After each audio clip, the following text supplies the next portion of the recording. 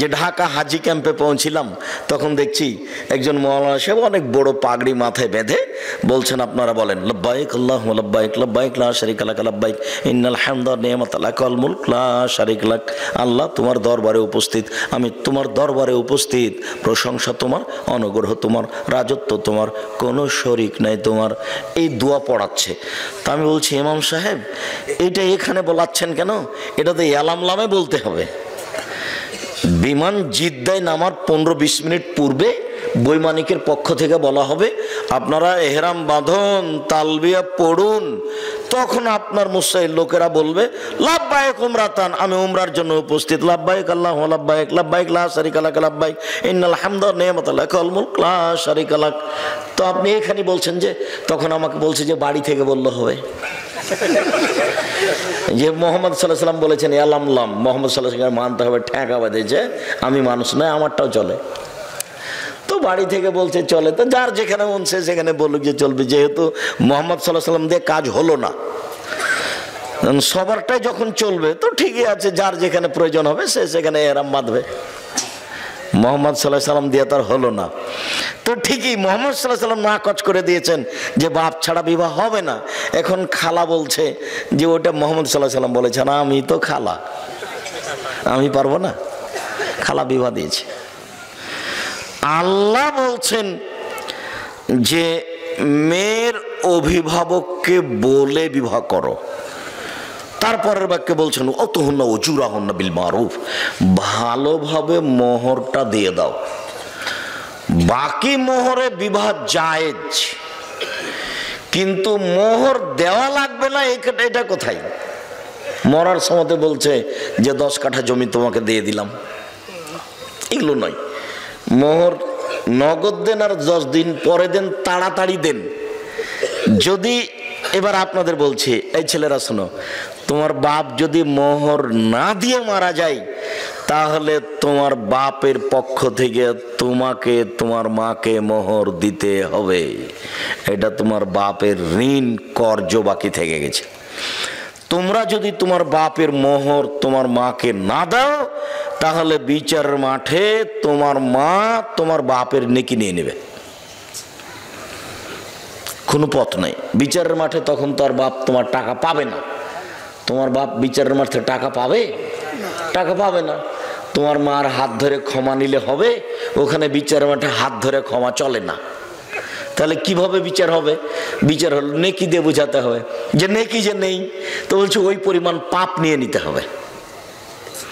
বিচার এইভাবেই রাসূল সাল্লাল্লাহু আলাইহি ওয়াসাল্লাম সমাধা করে দিয়ে গেছেন যে বিচারের মাঠের বিচার এইভাবে হবে। আপনাকে আমি একটা থাপ্পড় মেরেছি, রিক্সাওয়ালা আপনি, তো এখন বিচারের মাঠে আপনার তো আমি হাত ধরে ক্ষমা নিনি, এখন কিয়ামতের মাঠে উপস্থিত, তো রিক্সাওয়ালা বলছে আমাকে থাপ্পড় মেরেছে, এখন আমি কি দিয়ে পরিশোধ করব? এখন তো আর বলতে পারছি না রিক্সাওয়ালাকে ভাই আমার ভুল হয়েছে, তুমি মাফ করো, এটাও তো চলে না। কি করতে হবে? এখন রিক্সাওয়ালা আমার নেকি নিয়ে নিবে, তা আমার নেকি নেই, তো রিক্সাওয়ালার কিছু পাপ আছে, তো ওই নেকি পরিমাণ পাপ ওরটা আমি নিয়ে নিব। এটা হলো বিচার। হাদিস বুখারী মুসলিম। মোহর দিতে বাধ্য, যদি শেষ পর্যন্ত তুমিও না দাও তোমার বাপের মোহর, তাহলে বিচারের মাঠে তোমার মা তোমার বাপের নেকি নিয়ে নেবে। আল্লাহ বলছেন টাকা দিয়ে বিবাহ করো, আর তোমরা, এটা বগুড়া, তো বগুড়া, জয়পুরহাট, লালমিরহাট, নীলফামারী, কুড়িগ্রাম, পঞ্চগড়, ঠাকুরগাঁ, জয়পুরহাট, এইসব ডিস্ট্রিক্টের মানুষ প্রায় বেশিরভাগই আমার জানা অনুপাতে শ্বশুরের কাছে টাকা নেই, যৌতুক। তা আল্লাহ বলছেন যে টাকা দিয়ে বিবাহ করো, মানে মোহর দিয়ে। সেখানে টাকা নিয়ে বিবাহ করা একেবারেই হারাম, টোটালি হারাম, সম্পূর্ণরূপে হারাম। যে বাক্যটা আপনার খুব ভালোভাবে জানা আছে যে আব্দুর রাজ্জাক সাহেব বলেছেন ভিক্ষা করা টাকা দিয়ে চাউল কিনে ভাত খেয়ে ইবাদত কবুল হবে, কিন্তু যৌতুকের টাকা দিয়ে শ্বশুরের কাছ থেকে টাকা নিয়ে ওই টাকা দিয়ে চাউল কিনে ভাত খেয়ে ইবাদত কবুল হবে না। এই ফতোয়া উল্টিয়ে ধরার কোনো পথ নেই, এভাবেই থাকবে কিয়ামত পর্যন্ত। শ্বশুরের কাছে টাকা নেওয়ার কোনো পথ নেই। আর কোরআন হাদিস চিন্তা ভাবনা করে বুঝা যায় না যে বিবাহতে মেয়ের বাপের 2-1 টাকা খরচ হবে, এটা বোঝা যায় না। 2-1 টাকা খরচের কোনো পথ দেখা যায় না।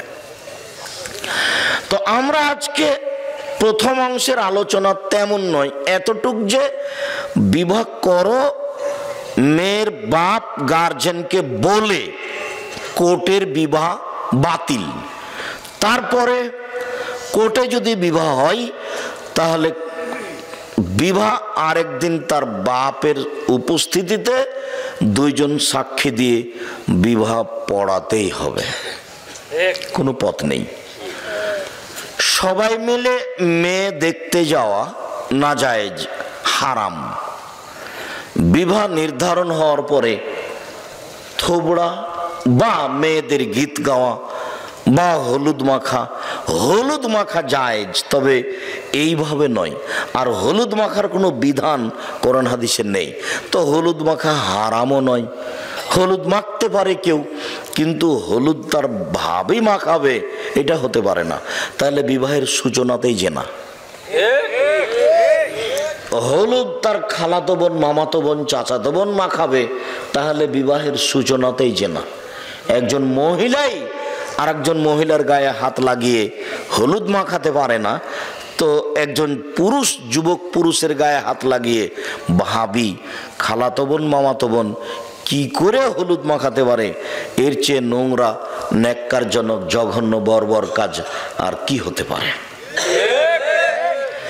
আমি এখানে যেটা বলেছি সেটা আপাতত বগুড়ার কোনো খবর আমার জানা নাই, যদিও বগুড়াতে বিবাহ শাদী আমাদের পরিবারেরও হয়েছে, কিন্তু আমি গাইবান্ধার বাস্তবে একটা দেখেছি, গীত সেখানেও আছে, কিন্তু চাঁপাইনবাবগঞ্জের সাথে একটা অবাক অমিল। সেটা হলো গাইবান্ধায় দেখেছি, রংপুরে দেখেছি যে বিবাহ পড়ানোর জন্য ভিতরে গেছে কয়েকজন। মেয়ের কাছে বিবাহ পড়ানো না যায়, হারাম, মেয়ের কাছে বিবাহ পড়াতে হবে না। মেয়ের কাছে বিবাহ রাজশাহী, চাঁপাইনবাবগঞ্জেও পড়াই। ওখানে গিয়ে বলে অমুক নিবাসী অমুক এত টাকা নগদ, এত টাকা বাকিতে তোমাকে বিবাহ করতে এসেছে, তুমি তাকে স্বামী সত্ত্বে কবুল করো। তখনও বলে কবুল করলাম। ওখানে 3 বার কবুল করার পরে এই মৌলানা সাহেব আর এই 4-5 জন লোক এই বরযাত্রী যেখানে আছে সেখানে এসে দাঁড়ায় সালাম দিয়ে। তখন বসে থাকা লোকগুলো বলে আপনারা কে? তখন ওরা বলে যে আমরা এই বিবাহের উকিল। তখন বসে থাকা লোকগুলি বলে যে মেয়ে কি কবুল করেছে? তখন দাঁড়িয়ে থাকা লোকগুলি বলে কবুল করেছে। তখন বসে থাকা লোকগুলি বলে যে তাহলে বসেন। তখন তারা বসে, মনে হচ্ছে এক পাগলামি কারবার, হিন্দুদের কলার গাছের চতুর্দিকে ঘোরা। বিবাহের সময় হিন্দুদের কলার গাছের চতুর্দিকে ঘুরে, ঠিক এরকমই মনে হচ্ছে। মানে ধর্ম এরকম এটা হয় কি করে? ইসলাম ধর্মের একটা দাম আছে, তার কাজকর্মের একটা মূল্যায়ন আছে। যে হোমসিকেলি বোকার মতো এতগুলি মানুষ ওখানে যাবে, মেয়ের কাছে বিবাহ পড়াবে, আবার এখানে দাঁড়িয়ে থাকবে মূর্তির মতো, তারপর ওরা বলবে যে কবুল করেছে, তারপরে হ্যাঁ, তারপর বসতে বলবে, তারপর বসবে। এসব নোংরা কাজ ইসলামে হতে পারে না। মেয়ের কাছে কোনো কথা নেই, মেয়ের বাপই ছেলের সামনে বসে থাকবে, আগে খুতবা হবে, তখন মেয়ের বাপ বলবে আমার মেয়ে খালেদা এত নগদ এত বাকিতে তোমার সাথে বিবাহ বন্ধনে আবদ্ধ হতে রাজি, তুমি তাকে স্ত্রী হিসেবে কবুল করো। তখনও বলবে কবুল করলাম, বা কাবিল তো, বুখারী মুসলিমের হাদিসে এসেছে, বলবে কাবিল তো, এটা আরবি শব্দ, মানে আমি গ্রহণ করলাম, কবুল করলাম। গুরুত্বপূর্ণ কথা হিসাবে 3 বার বলা যায়। আল্লাহ রাসূল সাল্লাল্লাহু আলাইহি ওয়াসাল্লাম গুরুত্বপূর্ণ কথা 3 বার বলতেন। বিবাহটা 3 বারই পড়াতে হবে এই কথা নয়, 1 বার বললেও হবে, কিন্তু গুরুত্বপূর্ণ কথা হিসাবে 3 বার বলা যায়। যখন কথাটা শেষ হয়ে যাবে তখন উপস্থিত বৈঠকের লোকেরা বা ইমাম সাহেব বা মেয়ের বাপ বলবেন বারাকাল্লাহু লাকা ওয়া আলাইকা ওয়া জামা বাইনাকুমা ফি খাইরিন। আল্লাহ তোমাকে বরকত দান করুক, তোমাদের 2 জনকে বরকত দান করুক, তোমাদের মাঝে তোমাদের দুইজনকে আল্লাহ কল্যাণের উপরে একত্রিত করুক, তোমাদের দাম্পত্য জীবন সুখী হোক। এইটা হলো দোয়া বিবাহের বৈঠক শেষে। কিন্তু হুজুরের না জানার কারণে হুজুর এখন একটা লম্বা দোয়া মেরে দেবে। তারপরে যে বিবাহ পড়াতে এসেছে ও নিবে কিছু টাকা, যে লিখতে এসেছে ও নিবে কিছু টাকা। সবারটাই হচ্ছে মুহাম্মদ সাল্লাল্লাহু আলাইহি সাল্লামেরটা কেউ করে না একটু, ওটার সাথে কারো সম্পর্ক নাই, ওভাবে সাড়া দিতে হবে না। যেহেতু আমি ওভাবে সাড়া পছন্দ করি না, আপনারা এক খেয়ালে চেয়ে থাকেন, আমার কথাটা ধরে রাখেন, আমি খুশি হব আলহামদুলিল্লাহ। আমল করা তো আর সবার হাতে নয়, সবাই তো আমল করবে না, উপর থেকে যেটা ফায়সালা হবে সেটা। তবে আপনারা চেষ্টা করেন আমল করার, জোর করে কেউ কিছু করতে পারবে না। আল্লাহর নবীর চাচা আবু তালেবের মরণের সময় চলে এসেছে, তা আল্লাহর নবীও ঢুকেছেন ওখানে, আরো মুশরিকরা ওখানে আছে 2-3 জন। তখন আল্লাহর নবী বলছেন, চাচা আপনি লা ইলাহা ইল্লাল্লাহ বলেন, বাকিটুকু আমি দেখে নেব। লা ইলাহা ইল্লাল্লাহ শুধু এই বাক্য কিন্তু অনেক দাম। লা ইলাহা ইল্লাল্লাহ মুহাম্মদ রাসূলুল্লাহ এখানে যোগ হবে না। একটু আগে যে আপনারা বললেন শেষ বাক্যে যে আপনারা বলুন লা ইলাহা ইল্লাল্লাহ, শেষে যোগ হয়ে গেছে মুহাম্মদ রাসূলুল্লাহ, ওই অংশ জিকিরে যোগ হবে না। এমনি তো সবাকে নিয়ে জোরে জিকির করাই না জায়েজ, জোরে জিকির করার প্রমাণের কোনো পথ নেই। তো সবাই যে দেখছি যে মোবাইলে দেখছি খালি চিল্লাচিল্লি করে জিকির করে লাফ দিয়ে বাঁশের উপরে উঠে যাচ্ছে। এখন করছে তো কি করবেন, এখন তো আমাদের তো কিছু করার নাই। সাহাবী রাসূলের সামনে একটু খালি জোর করে বলেছেন সুবহানাল্লাহ, আলহামদুলিল্লাহ, আল্লাহু আকবার। তখন আল্লাহ রাসূল বলছেন, আই ইরবা আল আনফুসাকুম, চুপে চুপে জিকির করো। ইন্নাকুম লা তাদুনা আসামাল্লাহ গায়েব, তোমরা যাকে ডাকছো ও বধির নয়, তোমরা যাকে ডাকছো ও অন্ধ নয়। ইন্নাকুম তাদুনা সামিয়াম বাসীরা, তোমরা যাকে ডাকছো সব কিছু শোনে, তোমরা যাকে ডাকছো সব কিছু দেখে। অতএব চিল্লাচিল্লি কেন, চিল্লাচিল্লি কেন? চিল্লাচিল্লির একটা করতে গিয়ে ইহরাম বেঁধে জিকির করা, সেইটা জোরে অনুমতি দিয়েছে। ওখানে আল্লাহ নবী বলছেন, ফাতানি জিবরাইল, এখনই জিবরাইল আমার কাছে আসলেন, ও আমারানি, জিবরাইল আমাকে আদেশ করলেন যে আনামরাকুম, আমি তোমাদেরকে বলে দিব, আনতার ফাসাতকুম, তোমরা একবারে চিল্লিয়ে বলবে বিল ইহরামে আর তালবিয়া, ইহরাম বাঁধা শব্দটা আর তালবিয়া পড়া শব্দটা একবারে চিল্লা চিল্লি করে বলবে। লাব্বাইক উমরাতান, আমি উমরার জন্য উপস্থিত। লাব্বাইক আল্লাহুম্মা লাব্বাইক, লাব্বাইক লা শারীকা লাক, লাব্বাইক ইন্নাল হামদা ওয়া নি'মাতা লাক ওয়াল মুলক লা শারীকা লাক, লাব্বাইক আল্লাহুম্মা লাব্বাইক, লাব্বাইক লা শারীকা লাক, লাব্বাইক ইন্নাল হামদা ওয়া নি'মাতা লাক ওয়াল মুলক লা শারীকা লাক। একবারে সদিয়া ওর পাহাড় ফাটিয়ে দিতে হবে, চিল্লে বলতে হবে। এ কথা জিবরাইল বলছেন, এসে আমাদের নবীকে, আমাদের নবী সবাইকে বলছেন। আর এখানে সাহাবীগণ একটু জোরে জিকির করেছে, তখন এবার ধমকে, থাক তোমরা যাকে ডাকছো কি বধির নাকি, তোমরা যাকে ডাকছো কি অন্ধ নাকি, এভাবে চিৎকার করছো কেন? সেই জায়গারা এভাবে বলে নিচ্ছে, কিছু করার আছে? কেউ তো দেখে না যে আসলে ধর্ম কি। যেহেতু না দেখেও চলছে, প্রয়োজন তো নেই। কঠোরভাবে যদি আপনারা ধরতেন তাহলে এখানে হতো, তা আপনাদের তো জিম্মেদারি আগে। আপনাদেরকে আল্লাহ বলছেন যে ফাসআলু আহলা যিকরি ইন কুনতুম লা তা'লামুন বিল বাইয়িনাতি ওয়াজ জুবুর, হে দুনিয়ার অজানা মানুষ, তোমরা জানা মানুষের নিকটে যাও প্রমাণ সহকারে। এটা আপনাদের জিম্মেদারি। আব্দুর রাজ্জাক সাহেবকে দাওয়াত দেওয়ার আগে জানতে হবে যে ইনি কোরআন হাদিস জানেন কিনা, এটা 5 জনকে জিজ্ঞাসা করতে হবে। জানেন খুব, এটা বুঝে নিলাম। তারপরে যেটুকু বলেছেন সেটুকু প্রমাণ ছাড়াই কি বললেন, এটুকু দেখতে হবে। প্রমাণ ছাড়া ধর্মে কোনো কথা চলে না। ইসলাম ধর্ম এমন একটা ধর্ম যে নগদ, বাকি কিছু নেই, গোপন দিয়ে কিছু চলে না। নগদ 30 পারা কোরআন, 90 পারা নয়, 60 পারা নয়, কিছুই না, এবারে নগদ, একবারে সব নগদ, কোনো জায়গা বাকি নেই। এমন কোন ফতোয়া নেই ধর্মে যেটা কোরআন এবং সহিহ হাদিস অনুপাতে দেওয়া যাবে না। আমি একটা বক্তব্যে কুষ্টিয়াতে বলেছিলাম যে আমি দীর্ঘ সময় ধরে কলমে ফতোয়া লিখছি। আমি নিজে কলমে ফতোয়া লিখি প্রায় 20 বছর থেকে। এই ঘটনা অনুমান 10 বছর আগে হতে পারে। তা আমি বলেছিলাম যে কোনো ফতোয়াকরণ এবং সহিহ হাদিস দিয়ে দেওয়া যাবে, কোনো ইজমা কিয়াসের আশ্রয় না নিয়েই চলবে। এ কথা যখন বললাম তখন লাফ দিয়ে একটা সামনে থেকে লোক দাঁড়িয়ে বলল যে আপনি ফতোয়া দেন তো দেখি। 2টা মেয়ে একসাথে জমা ধরে আছে, 2টাই মেয়ে, পূর্ণ যুবতী, দেখতে সুন্দরী, পেশাব পায়খানা একসাথে হয়, অঙ্গ প্রত্যঙ্গ ভিন্ন ভিন্ন, কিন্তু গাটা গায়ের সাথে লাদানা লালেহার লাদানের মতো। মনে পড়ে কি আপনাদের? এইরকম 2টা মেয়ে। তো এখন এদের বিবাহের সময় এসেছে, বলেন বিবাহ কিভাবে দিতে হবে? ও আমাকে আটকাচ্ছে। কথা বুঝতে পারলেন না? তখন আমি বললাম যে আপনার জিজ্ঞাসাটাতে আমার একটা কথা মনে পড়ে গেল। সেটা হচ্ছে ওই অনেক দিন আগের কথা, ক্লাস 3 বইয়ে ছিল। ক্লাস 3 বইয়ে কি ছিল? মোল্লা দোপেজি, বাদশাহ বলছে, মোল্লা দোপেজি জি জাহাপনা, আকাশের দিকে লক্ষ্য করুন তো। করলাম জাহাপনা। কিছু দেখলেন কি? না তেমন তো কিছু দেখিনি। 2টা কাক উড়ে গেল, দেখেননি? হ্যাঁ তা তো দেখলাম। এইবার বলেন এ দেশে কতটি কাক আছে? 9,09,999। যদি কম হয় তাহলে বেড়াতে গেছে, আর যদি বেশি হয় বেড়াতে এসেছে। মাপে তো আর হিসাব করেনি পৃথিবীতে। আচ্ছা ঠিক ঠিক ঠিক ঠিক।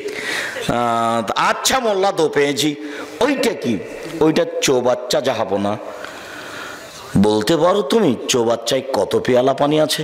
যদি বলতে না পারো তাহলে তোমার গর্দান যাবে। তা যাক জাহাপনা, তবে প্রশ্ন একদম সোজা, একদম সহজ। পেয়ালা যদি চৌবাচ্চার সমান হয় 1 পেয়ালা, যদি অর্ধেক হয় 2 পেয়ালা, 4 ভাগে 4 পেয়ালা, 8 ভাগের ভাগে 8 পেয়ালা, 16 ভাগের ভাগে 16 পেয়ালা। আরে থামো থামো থামো, যা তোমাকে আজ মোরগ মুসাল্লাম খাওয়াবো। তো ঠিক এরকম হয়ে গেছে আপনার জিজ্ঞাসা। আপনার জিজ্ঞাসা তো জটিল নয়। আল্লাহ বলেছেন লা ইউকাল্লিফুল্লাহু নাফসান ইল্লা উসাহা। মানুষ যেটা করতে পারবে না এরকম বিধান আল্লাহ মানুষের উপরে চাপাবেন না। আপনি এখন বড় ডাক্তারের কাছে আশ্রয় নেন।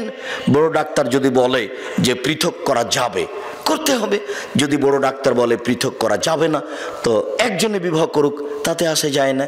এবার আপনি দেখান কে বিবাহ করতে চাচ্ছে, মেয়ে 2টি কোথায়? কোনো পথ নেই। যে কোনো ফতোয়া আমার 20 বছরের অভিজ্ঞতা বলছি, আমার 20 বছরের অভিজ্ঞতা বলছি, যে কোনো ফতোয়া কোনো ফেকার আশ্রয় নিতে হবে না ইনশাআল্লাহ। কোনো কেয়াসের কোনো কিছুর আশ্রয় নিতে হবে না। আপনি কোরআন হাদিস দিয়ে বলতে পারবেন, কোনো সমস্যা নেই। আমার 20 বছরের অভিজ্ঞতা বলছি, 2-1 দিনের নয়, আর হঠাৎ করে নয়। আর অভিজ্ঞতা শুরু হয়েছে বগুড়া থেকে। সর্বপ্রথমে আমি 90 সালে বগুড়া ফতে আলী মসজিদে, ওই যে ফতে আলী ব্রিজের ওখানে যে মসজিদটা ছিল, ওখানে দাওয়াতের জন্য আসতাম। ওখানকার লোকেরাই যে টিয়া ভাই এখনো আছে, আমাকে পথ খরচ দিত 20 টাকা, তারপরে 50 টাকা, তারপরে 100 টাকা, তারপর 200 টাকা, তারপর 300 টাকা, তারপর 500 টাকা। এগুলো তাদের পথ খরচ। এখনো পাশে বসে আছেন সেকাল থেকে, 90 সাল থেকে। যদি কোনোদিন আমার মুখের চোখটা একটু দুর্বল হয়েছে টাকা কম দেখে, এটা প্রমাণ যদি করে দিতে পারেন, আমি জাতির সামনে কোনোদিন বক্তব্য দেব না। একটু কেমন কেমন লাগলো আব্দুর রাজ্জাক সাহেবকে দেখে। টাকা তো কম দিলাম, তো মনে হলো মুখটা যেন কেমন কেমন মনে হলো। এটা প্রমাণ করতে পারলেন। একবারে সূচনা থেকে তারা আছেন, একেবারে সূচনা থেকে।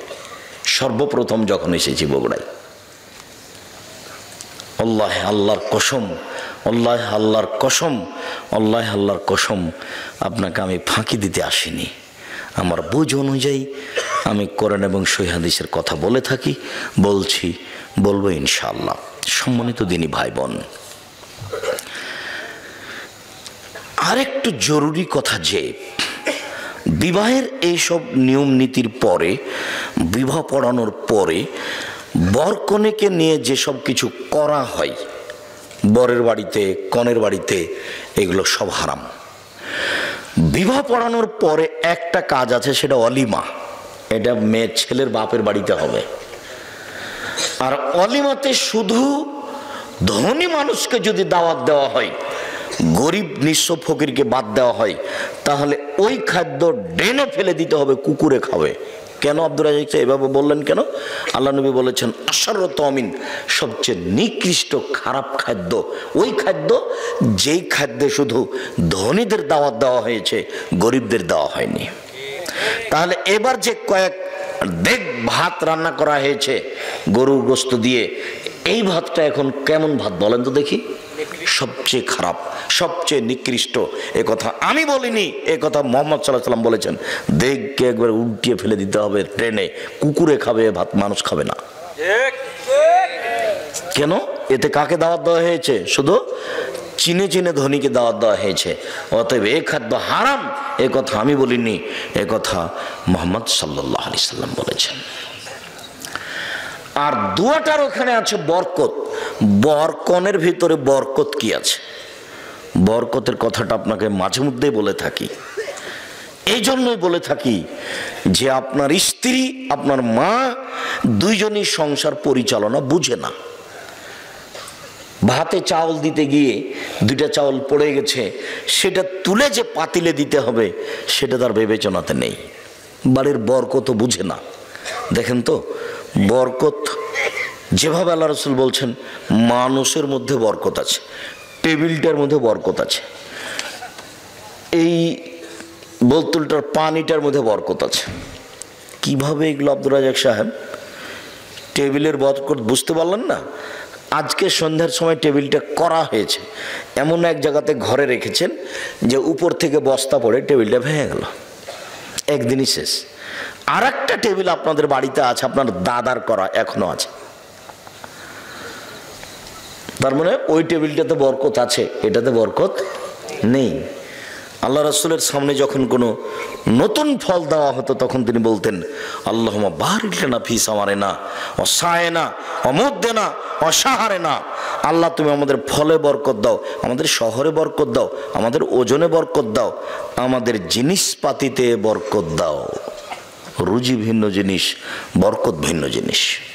রুজি ভিন্ন জিনিস, বরকত ভিন্ন জিনিস।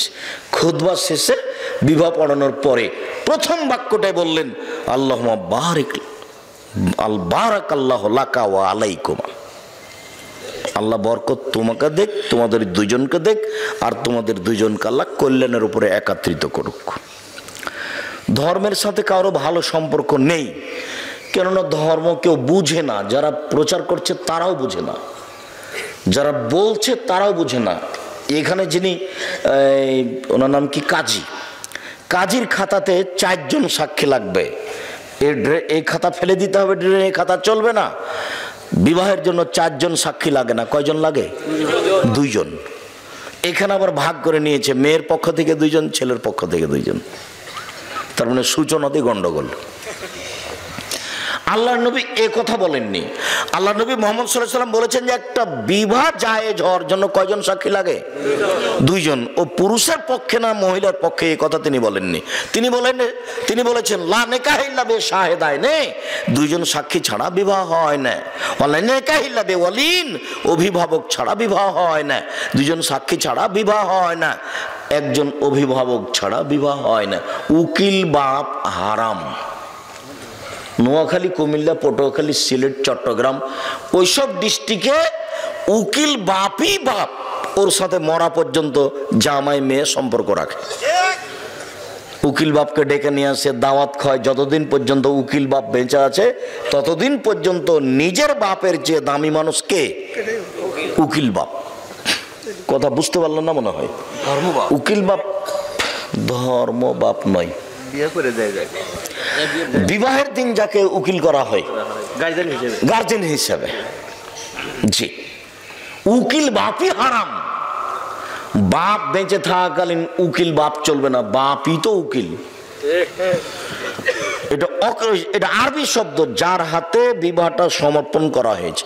তো আল্লাহর নবী বলছেন যে বিবাহ সমর্পণ করা আছে বাপের হাতে, তো বাপকে বাদ দিয়ে জ্যাঠো কি করে এখানে উকিল হয়ে গেলেন, গ্রামের মৌলকিকের উকিল হয়ে গেলেন?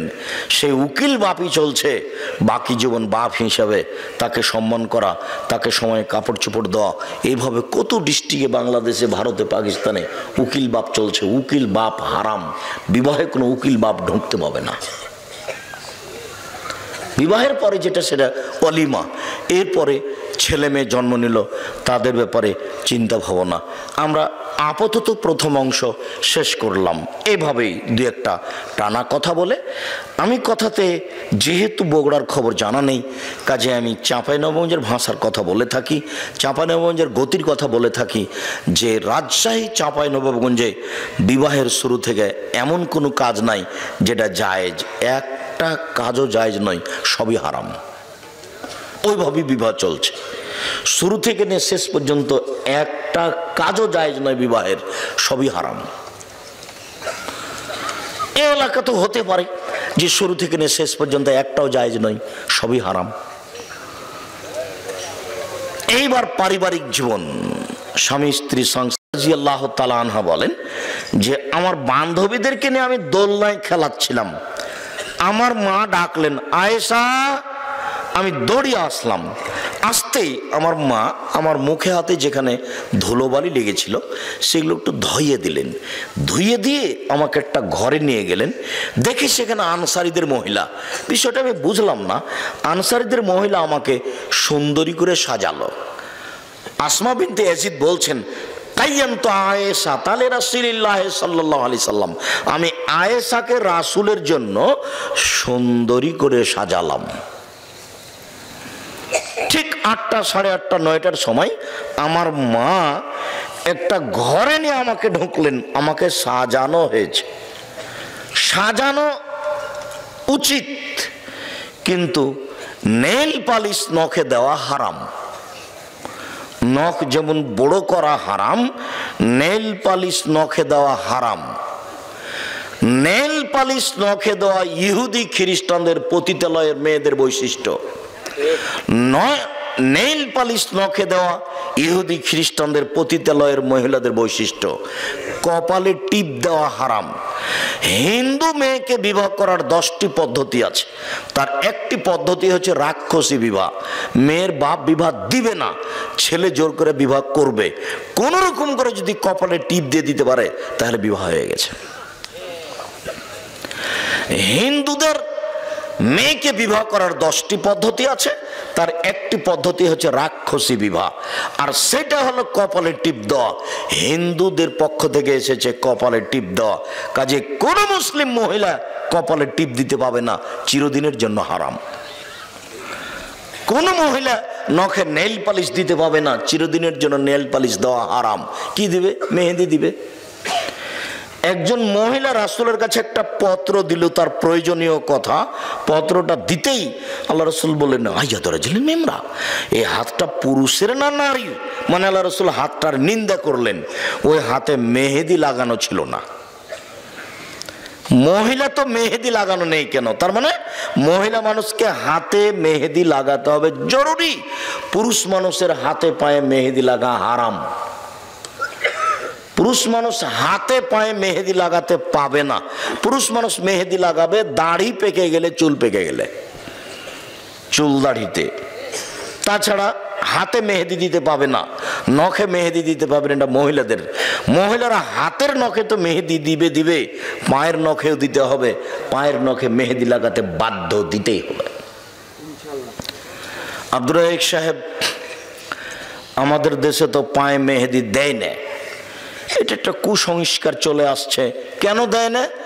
আমরা শুনেছি যে আল্লাহর নবী মেহেদি দাড়িতে লাগিয়েছেন, এই জন্য পায়ে দেয় না। তো আল্লাহর নবী দাড়িতে মেহেদি লাগিয়েছেন এই কথা তো ঠিক। আল্লাহর নবী দাড়িতে আতরও লাগিয়েছেন, কিন্তু আল্লাহ নবী বলেছেন কোন ঋতুবতী মহিলা যদি ঋতু থেকে, হাইজ থেকে পবিত্র হয় তাহলে গোসল করার পরে আতর লজ্জা স্থানে ব্যবহার করবে। তো আল্লাহ নবী আতর যে দাড়িতে লাগিয়েছেন, এইবার যেই নবী দাড়িতে আতর লাগালেন সেই নবী বলছেন যে মহিলারা যখন ঋতু থেকে হাইজ থেকে গোসল করে পবিত্র হবে তখন তারা লজ্জা স্থানে আতর ব্যবহার করবে। তাহলে আতর ব্যবহার করার কারণে আতর কোরআন মাজিদ হয়ে যায়নি, পবিত্র হয়ে যায়নি, কাজটা হলো সুন্নাত। কথাটা বুঝতে পারেননি? তারা তো এরকম হয়ে গেল যে আমাদের পীর সাহেবের বাড়ি এইদিকে, সেই জন্য আমরা ওইদিকে পা করে হাঁটি না, তো এরকম হয়ে গেল। তাহলে কাবা ঘরে পা করে পা লাগিয়ে দেওয়া যায়, কাবা ঘরের সাথে পা লাগিয়ে থাকা যায়, আর ওর কেবলা পীর বাড়ি যেদিকে সেদিকে পা করা যায় নাই। মানে ধর্ম নিচে নামতে নামতে নামতে মানুষের কাছে আর ধর্ম বলে কোনো জিনিস নাই। ওর বিবেক যেমন নষ্ট হয়ে গেছে, মনে করছে ধর্ম তেমন নষ্ট হয়ে গেছে। মহিলারা হাতে এবং পায়ে মেহেদি লাগাতে বাধ্য, জরুরি। আয়েশাকে সুন্দরী করে সাজানো হলো। পুরুষের জন্য ওইসব জিনিস চলবে যা দেখতে পাওয়া যায় না, গন্ধ পাওয়া যায়। পুরুষের জন্য ওইসব জিনিস চলবে যা দেখতে পাওয়া যায় না, গন্ধ পাওয়া যায়। আর মহিলাদের জন্য ওইসব জিনিস জরুরি যা দেখতে পাওয়া যায়, গন্ধ পাওয়া যায় না, যা দেখতে পাওয়া যায়, গন্ধ পাওয়া যায় না। তাহলে যেসবগুলো হাটে বাজারের জিনিস আছে সুন্দরী হওয়ার জন্য, আসকারা মাস্কারা আইলা মাইলা যা আছে সব, কিন্তু আপনার ওই নেইল পালিশ এখনই না করলাম। আর আরেকটা জিনিস আছে যে ওরা সুন্দরী হয়ে সাজার জন্য ওই ভুরু তুলতে পাবে না, ভুরু প্লাক করা হারাম, এটা তোলা হারাম, আল্লাহ রাসূল নাকচ করেছে। দাঁতকে ছিলে চিকন করা হারাম, উঁচু স্যান্ডেল পরে নিজেকে লম্বা মেয়ে দেখানো হারাম, ব্রেসিয়ার পরে নিজেকে কম বয়সের মেয়ে দেখানো হারাম। সে নিজের সুবিধার জন্য ব্রেসিয়ার পরবে সেটা ভিন্ন কথা, কিন্তু প্রতারণামূলক পরবে সেটা নিষেধ। যেসব জিনিস তার মুখে হাতে লাগালে তার রূপ চেহারা বাড়বে তা ব্যবহার করতে পারে, কোনো সমস্যা নেই। উল্লেখ্য যে বিউটি পার্লারে কোনো মহিলা ঢুকতে পাবে না। ওখানে ওই মহিলার সামনে মাথায় কাপড় ফেলে মাথার চুল সাজ করবে আর সাজগোজ করবে, এটা হারাম। কোন মহিলার সামনে এভাবে নিজের শরীর থেকে কাপড় সরিয়ে, মাথা থেকে কাপড় সরিয়ে সাজগোজ করবে, এটা হারাম, কোনো মহিলার সামনে পারে না। অতএব বিউটি পার্লারে কোনো মহিলা ঢুকতে পাবে না। বিউটি পার্লারে মহিলাদের জন্য ঢোকা চিরদিনের জন্য হারাম। হ্যাঁ, বিউটি পার্লারে ওর মা আছে, কেউ নেই, বুঝা গেল না? তখনও কি না যায়? না, তা নয়। আব্দুর রাজ্জাক সাহেব বলেছেন যে মহিলাদেরকে সালোয়ার কামিজে মেক্সি চাদর পরতে হবে, শাড়ি নয়। শাড়ি যদি পরে তাহলে 2 ছাঁটের ব্লাউজ পরতে হবে।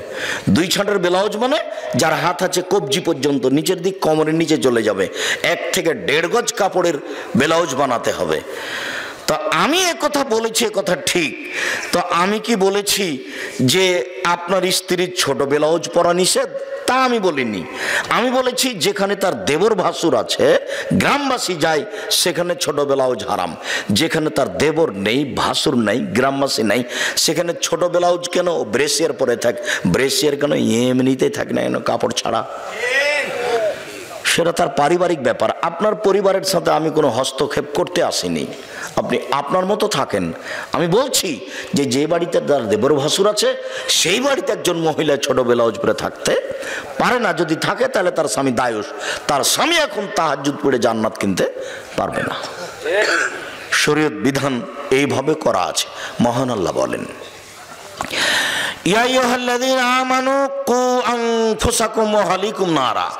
পৃথিবীর মানুষ, তোমরা তোমাদেরকে জাহান্নাম থেকে বাঁচাও আর তোমাদের পরিবারকে জাহান্নাম থেকে বাঁচাও।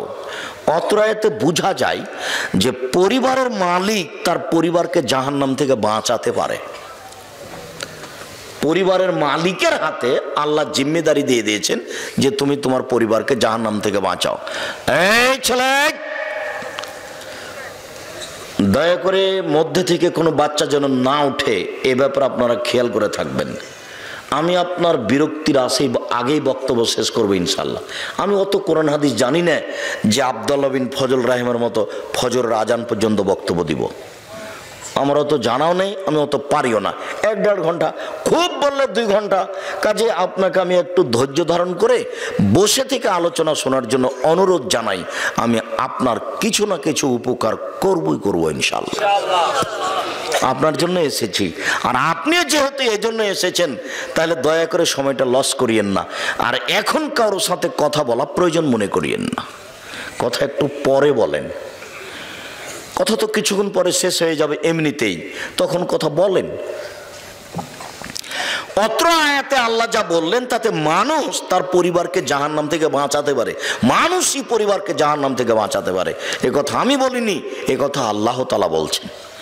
এখন তাহলে পরিবারকে জাহান্নাম থেকে বাঁচাতে হলে কিছু নিয়ম কানুন। তবে প্রথম বাক্যে বলেছেন নিজেকে বাঁচাও। তা আমি নিজেকে বাঁচানোর একটা ছোট্ট হাদিস বলে সামনের দিকে যাই।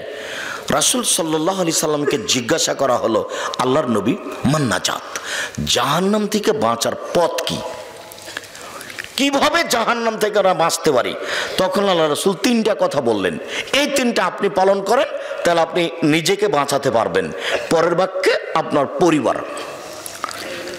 1, আলজেম লেসানাক, মুখ বন্ধ রাখো, জরুরি প্রয়োজন ছাড়া মুখ খুলবেন না, ভালো কথা ছাড়া মুখ খুলবেন না। নির্বাচন করতে গিয়ে তো মানুষের বদনাম করে জীবনটাকে ধ্বংস করেছে, আর বদনাম ছাড়া চলেও না, যেহেতু তার প্রতিপক্ষ আছে একজন সব সময়। তখন আপনাকে কিছু না কিছু করাই লাগবে, বলতেই হয়। যার জন্য এই পথই যাবেন না। বাপের জমি জায়গা আছে কিছু, আরে কিছু না আছে 10 কাঠা জমি তো আছে, ওখানে বেগুনের চাষ করে খান। এখানে কেন? আসসালামু আলাইকুম জনগণ, আমি যেটা দায়িত্ব নিয়েছিলাম আমার ভুল হয়েছে, আমি গেলাম, আসসালামু আলাইকুম, আপনারা কি করবেন করেন। তার মানে হকের উপরে টিকে থেকে বাপের জমিদারি নষ্ট করে দায়িত্ব পালন করে পরকাল হারাতে রাজি নই, কি দরকার? আর দল পার্টি যখন তখন আরেকজনের বিরুদ্ধে দু কথা না বললে চলে না, একবার বাধ্য বলতে। চাঁপাইনবাবগঞ্জের ভাষা তো ওখানে ওর বাপকে বলতে হবে, মানে টিকে থাকা কঠিন, এটা স্বাভাবিক ব্যাপার। সম্মানিত দিনী ভাই বোন, জাহান্নাম থেকে বেঁচে যাবেন 3টা কাজ করলে। 1, মুখ বন্ধ রাখেন, ভালো ছড়া মুখে বলবেন না, খুব শক্ত হয়ে থাকবেন। 2, অলিয়া সবাই তো জরুরি প্রয়োজন ছাড়া বাড়ির বাইরে যাবেন না। দোকানে কিছু জিনিস কিনতে গেছেন, 1 কেজি লবণ আর 100 মরিচ, এইটুকু নেওয়ার পরে 1 মিনিট দোকানে দাঁড়াবেন না। কেন? ওখানে আরো 2 জন বসে আছে, আরেকজনের বদনাম হচ্ছে। ওখানে আপনি কানে দিবেন না, জরুরি প্রয়োজন ছাড়া বাড়ি ত্যাগ করবেন না। পুরুষ মানুষ জরুরি প্রয়োজন ছাড়া বাড়ির বাইরে যেতে পারে না। বলেন তো আপনার বউ কিভাবে বাইরে বাজার করতে যেতে পারে? আপনি কি মরেছেন? আপনার বড় ছেলে কি মরেছে কাপুরুষ? বউ কেন বাজারে? বউ কেন বগুড়া যাচ্ছে?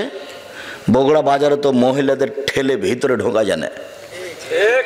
তো কারো কি স্বামী নাই? সবাই কি স্বামী মুক্ত মহিলা? কারো স্বামী নেই, কারো ভাই নেই। কেন কেন যাবে সে? কই আমাদের তো চলে, বছর বছর যাবৎ চলে, আমাদের চলছে তো, আমরা তো দুনিয়াতে বেঁচে আছি, আমাদের তো কোনোদিন বাজারে যাওয়া লাগে না, আমরা তো এই দুনিয়াতে আছি বেঁচে, কোনো সমস্যা হয় না। আপনার কেন সমস্যা? আপনার কেন বউ যাবে বাজারে? ও কেন কাপড় কিনতে যাবে? ও কেন জিনিস কিনতে যাবে? পুরুষ মানুষ আপনি জরুরি প্রয়োজন ছাড়া বাড়ির বাইরে যাবেন না, জান্নাত হবে। 3, পাপের জন্য কাঁদবেন। রাসূল সাল্লাল্লাহু আলাইহি ওয়াসাল্লাম বলেছেন, কেউ যদি আল্লাহর ভয়ে কাঁদে তাহলে ওর জাহান্নামে যাওয়া ওইরকমই অসম্ভব গাভীর বাঁট ওলান বান থেকে দুধ বের করে ভিতরে ঢোকানো যেমন অসম্ভব। সুবহানাল্লাহ। গাভীর বাঁট বান থেকে চাপ দিয়ে দুধ বের করে ভিতরে ঢোকানো যাবে? এইটা যেমন অসম্ভব, আল্লাহর ভয়ে কাঁদে যে তার জাহান্নামে যাওয়া তেমনি অসম্ভব। 3টা কাজ করেন, জান্নাত হবে, জাহান্নাম থেকে বেঁচে যাবেন। আপনি বেঁচে গেলেন। এখন পরিবার, কয়েকটা জিনিস পরিবারকে জাহান্নাম থেকে বাঁচাতে হবে। 1, পরিবারের ছেলে মেয়েকে শিরক করতে দেওয়া যাবে না।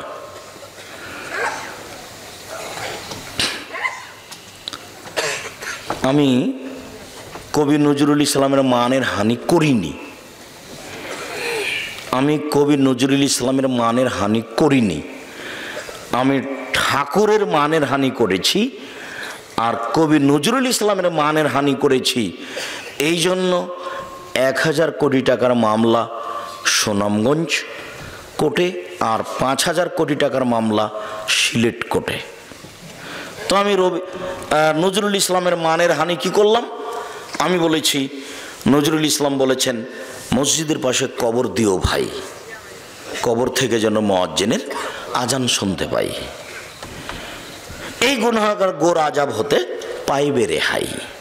তখন আমি বলেছি, মাওলানা সাহেব, নজরুল ইসলাম সাহেব কোরআন হাদিস জানতেন না, জানলে তিনি এই কথা বলতেন না। মসজিদের পাশে কবর কেন, কাবা ঘরের নিচে ঢুকে দিলে 1 পয়সা লাভ হবে না, কর্ম অনুযায়ী বিচার হবে, এ কথাই ঠিক।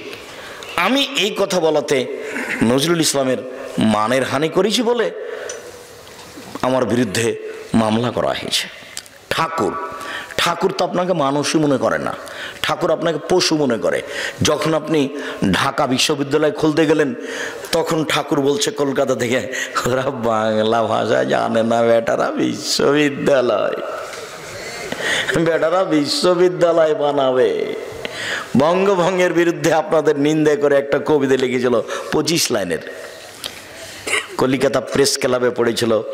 সর্বপ্রথম এই কবিতা পড়েছিল ভদ্রলোক, জাতি যখন বিপদে ঠাকুর তখন বিলাতে, জাতি যখন বিপদে ঠাকুর তখন বিলাতে। 25 লাইনের কবিতা বলেছিল। যতবার বলছে ওমা তোমার আকাশ তোমার বাতাস, ততবার বলছে ও কালিমা তোমার আকাশ তোমার বাতাস। কোনোদিন পড়ে দেখেছেন? কোনোদিন বিবেচনা করেছেন? তখন আমি বলেছি তোর বাপের আকাশ। কি তো বুঝতে পারলাম না, আমি নাকি ঠাকুরের নিন্দা করলাম, তাই মামলা করলো। জি না, ভুল হিসাব, আমি তা করিনি। আমি নিন্দা করব কেন? আমি বলেছি শরীয়তে এরকম নয়। ছেলে মেয়েকে শিরক থেকে বাঁচাতে হবে। জাহান্নাম থেকে বাঁচালে 1 নাম্বার বাপের প্রয়োজন, ছেলে মেয়েকে শিরক থেকে বাঁচানো।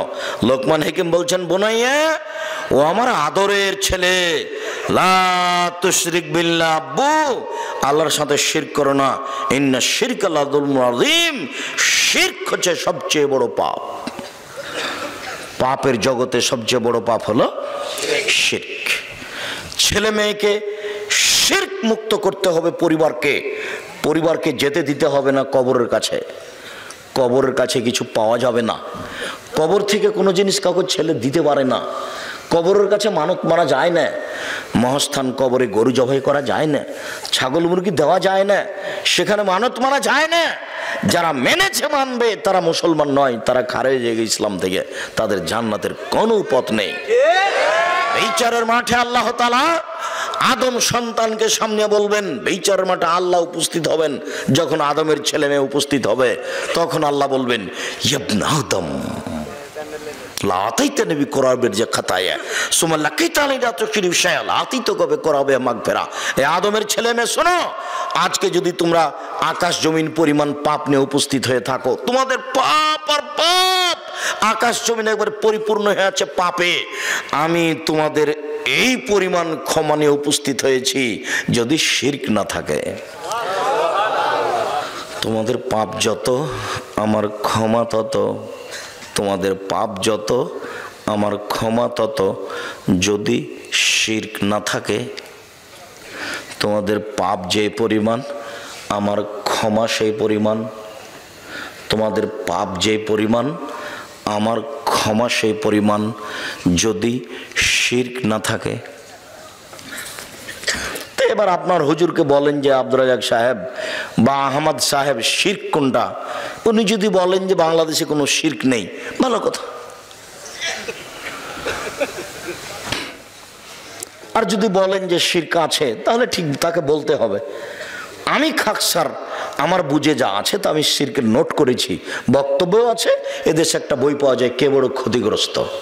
আমাকে কিনতে বলিয়েন না, যে আপনি লিখেছেন আপনি কিনেন, তাহলে তো আমি আপনার উপকার করতে পারবো না। কে বড় লাভবান বইটা লিখেছি, জঙ্গিদের বিরুদ্ধে 2005 সালে যেদিন সরকার স্বপ্নেও দেখেনি জঙ্গি, সেদিন আমি কলমে লিখেছি এদেশের মাটিতে জঙ্গি বিরোধী বক্তব্য আমার চেয়ে কারো কঠোর কঠিন আছে তা আমার জানা নেই। আমার আগে জঙ্গি বিরুদ্ধে কলম ধরেছে কেউ আমার আগে তা আমার জানা নাই। 2005 সালে আমার বইটা ছাপা, বইয়ের নাম কে বড় লাভবান। এক লাইন পড়লে বুঝতে পারবেন আপনার সুবিধা, ক্ষতিগ্রস্ত এক লাইন পড়লে বুঝতে পারবেন আপনার ক্ষতি, তার নামই হলো ক্ষতিগ্রস্ত। কে বড় ক্ষতিগ্রস্ত আর ওটা কে বড় লাভবান। ওতে এক জায়গাতে সিরিয়াল দেওয়া আছে, এটা শিরক, এটা শিরক, এটা শিরক, এটা শিরক, সিরিয়াল দেওয়া আছে। আর ধারাবাহিক কোথায় কোথায় কোথায় কোথায় শিরক হয় এগুলো সব উল্লেখ করা আছে। এখন আপনার ইমাম যদি বলেন যে আমাদের দেশে শিরক নাই, ভালো কথা, বিচারের মাঠে আল্লাহ বলবেন যে তোমার যদি শিরক না থাকে তাহলে তোমার পাপ যত আমার ক্ষমা তত। সেদিন কি আল্লাহও বুঝবেন না যে কোনটা শিরক? নাউজুবিল্লাহ মিন যালিক। ও তো খুব ভালো বুঝবেন, তো সর্বশক্তি মানুষ, সব কিছু গাতা, সব কিছু জানেন, তিনি আলিম, সব কিছু জানেন। ছোট শিরক, আমি কথা বলছি টিকটিকি টিকটিক করে উঠলো, তা আপনি বললেন হ্যাঁ আপনি ঠিক বলেছেন, ওই যে টিকটিকি বলল, তা আমি ঠিক বলেছি কি না এটা আল্লাহ ভালো জানেন।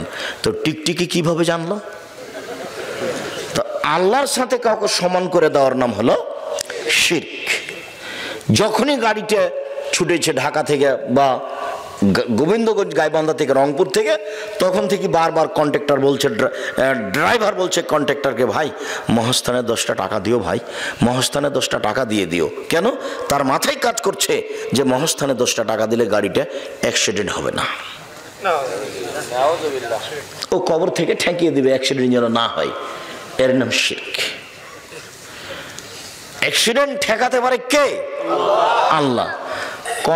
ড্রাইভারের ধারণাই যে ওই কবরে যে আছে সেও পারে, নাউজুবিল্লাহ মিন যালিক। তার নাম শিরক। ছেলে মেয়েকে, আহাল পরিবারকে জাহান্নাম থেকে বাঁচাতে হলে বাপ স্বামী 1 নম্বর কাজ কি করবে বলেন তো? শিরক থেকে ছেলে মেয়েকে বাঁচাবে। তো বাপই তো শিরক বুঝে না, বাপকে শিরক বোঝার জন্য আজকে অনুরোধ জানাচ্ছি, যাওয়ার সময় যদি একটা বই থাকে কে বড় ক্ষতিগ্রস্ত, নিজে যদি পড়তে না পারেন তাহলে ছেলেকে বলবেন আবু পড়ো তো, কোথায় শিরক আছে আমি একটু অবগত হই। দেখে দেখে দেখে দেখে শিরক ছেড়ে দিবেন, ছেলে মেয়েকে ছাড়াতে বাধ্য করবেন। এদেশের জন্মগতি হচ্ছে শিরকের উপরে, এদেশের জন্ম স্বভাবই খারাপ। আপনাকে আমি বলিনি যে সৌদি আরবের একটা বাচ্চা, খুব দুষ্ট বাচ্চা, সাইকেলে চড়ে যাচ্ছে, যেতে যেতে একটা ইঁটে ধাক্কা খেয়ে উল্টে পড়ে গেছে। তখন ছেলেটা ছাল চামড়া উঠে গেছে, লাফ দিয়ে উঠে বলছে তাওয়াক্কালতু আলাল্লাহ, আমি আল্লাহর উপরে ভরসা করি। আর বগুড়া বাংলাদেশের একটা খুব দুষ্ট ছিল শয়তান, ও যাতে সাইকেলে চড়ে খুব জোরে যাচ্ছে, যেতে যেতে একটা ইঁটে ধাক্কা খেয়ে উল্টে পড়ে গেছে, ছাল চামড়া উঠে গেছে। ও লাফ দিয়ে উঠে বলছে অমুকের বাচ্চা অমুক ইঁট রেখেছে। বুঝতে পারলেন না মনে হয়? ও ছেলে বলছে পড়ে গিয়ে, ও কিন্তু কে ইঁট রেখেছে তার দোষ উল্লেখ করেনি। ওই ছেলেটা বলতো তাওয়াক্কালতু আলাল্লাহ, পড়ে গেছি তাতে কি হবে, আমি আল্লাহর উপরে ভরসা রাখি। আর এই ছেলেটা বলছে অমুকের বাচ্চা অমুক ইঁট রেখেছে। এ তাওয়াক্কালতু আলাল্লাহ, আল্লাহর উপরে ভরসা রাখে আমি, এই কথাই জানে না, ওর জন্মসূত্রই এরকম নয়, মাও জানে না বাপও জানে না, এমনিতে চলছে। ওর বাপ বিবাহ দিয়েছে ছেলের, তাই বউয়ের কাছে গেছে, তাই বাচ্চা হয়ে গেছে, এই জন্য বাপ। ও কিভাবে বাপ হয় সেটা তার জানা নাই, কিভাবে মা হয় তার জানা নাই। একটু আমি ভুলে যেতে পারি, এখানেই দুটা কথা বলে যাচ্ছি, একটা মাকে আর একটা বাপকে। এক, বাপ মান কারাত লাহু ওয়ালাদা মান ওয়ালাদা লাহু ওয়ালাদান, কারো যদি ছেলে মেয়ে জন্ম নেই, ফাল ইহসান ইসমাহু, সেজন্য তার সুন্দর নাম রাখে। বাপ যেন ছেলে মেয়ের একটা সুন্দর নাম রাখে। তো তার ছেলেটার নাম লিটন, লিটন বলেই ডাকছে বাপ। বাপেরও স্বভাব ভালো নয়, মায়েরও নয়। তার আবার বলছে যে ভালো নাম আর একটা আছে, ডাকে খারাপ নাম বলে, আর ভালো নাম আর একটা আছে। তার মানে গতি স্বভাবই উল্টা। সুন্দর নাম রাখতে হবে। ও আদাবাহু, সুন্দর শিষ্টাচার দিতে হবে। শিষ্টাচার তো বাপ মায়ের জানা নাই, শিষ্টাচার কাকে বলে একটু পরে আমরা আসছি। ফাইজা বালাগা, ছেলে মেয়ে যখন বড় হয়ে যাবে, ফলে ইজবে জহু, বাপ তার বিবাহ দিয়ে দিবে। ফাইজা বালাগা, ছেলে মেয়ে যদি বড় হয়ে যায়, অলাম ইজবে জহু, যদি বাপ তার বিবাহ না দেয়, ফাইন আসাবা ইসমান, ওই ছেলে মেয়ে যদি পাপ করে, ফাইন ইসমলা আবিহে, সে পাপ তার বাপের হবে। ক্লাস শিশুতে মেয়েটাকে ভর্তি করেছেন, যায় আসে, পঞ্চমে উঠেছে তখন মেয়েটা যুবতী, অষ্টমে উঠেছে তখন মেয়েটা যুবতী, ওই পোশাকে যাচ্ছে।